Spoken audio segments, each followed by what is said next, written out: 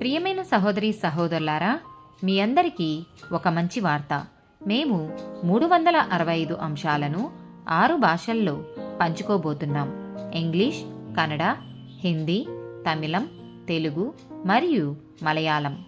దయచేసి ఆ వాక్యములను వినండి, ధ్యానించండి మరియు ఆశీర్వదించబడండి. దయచేసి సబ్స్క్రైబ్ చేయండి మరియు మీ స్నేహితులతో పంచుకోండి. ధన్యవాదాలు.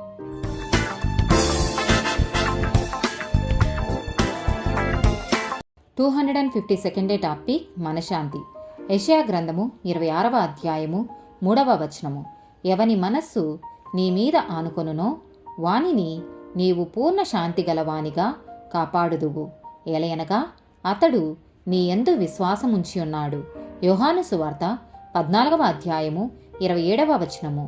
శాంతి మీకనుగ్రహించి వెళ్ళుచున్నాను, నా శాంతిని మీకనుగ్రహించుచున్నాను. లోకమిచ్చునట్టుగా నేను మీకనుగ్రహించుట లేదు. మీ హృదయమును కలవరపడనీయకుడి, వెరవనీయకుడి. యోహాను సువార్త 16వ అధ్యాయము 33వ వచనము. నా యందు మీకు సమాధానము కలుగునట్లు ఈ మాటలు మీతో చెప్పుచున్నాను. లోకములో మీకు శ్రమ కలుగును, అయినను ధైర్యము తెచ్చుకొనుడి, నేను లోకమును జయించి ఉన్నాననెను. ఫిలిప్పీలకు రాసిన పత్రిక 4వ అధ్యాయము 6-7 వచనాలు.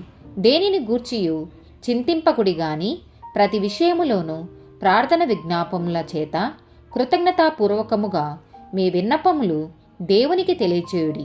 అప్పుడు సమస్త జ్ఞానమునకు మించిన దేవుని సమాధానము యేసుక్రీస్తు వలన మీ హృదయములకును మీ తలంపులకును కావలియుండును. కొలసీలకు రాసిన పత్రిక 3వ అధ్యాయము 15వ వచనము.